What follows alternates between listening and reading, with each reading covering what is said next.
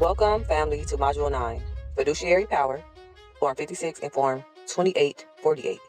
This is one of the most important lessons you will ever hear inside this accelerator, because it's one that turns all of your knowledge into lawful movement. Up until now, we've been building the foundation, learning the hats, mastering the paper trail, understanding equity. But now we step directly into authority. See, every estate, every living man and woman already has a fiduciary relationship attached to their name. The problem is that most people don't even know it exists, and the public world runs with that silence. Someone is already acting as you, signing for you, filing for you, taxing for you, because you never stood up and said, hold on, I am the fiduciary here. The word fiduciary means one who manages something for another.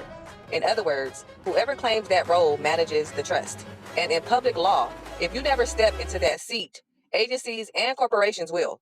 That's how they move everything, through fiduciary appointments and authorizations. Now here's where we flip that back. Form 56, notice concerning fiduciary relationship, is how you put the world on record that the living beneficiary has assumed the fiduciary position for their estate or trust. You're telling the IRS, the courts, or any entity that may try to stand in that place, thank you for your service, but I'll handle my own affairs from here.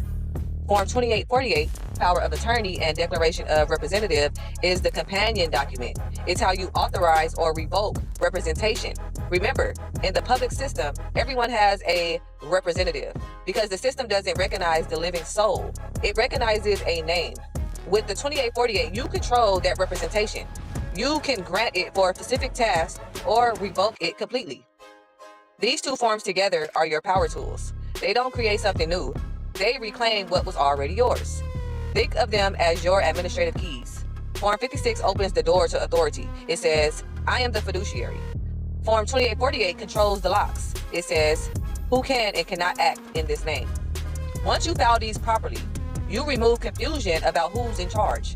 The public side moves on presumptions until you correct the record. That's why this step is powerful, because it's written proof that the living executor and trustee are present and accountable.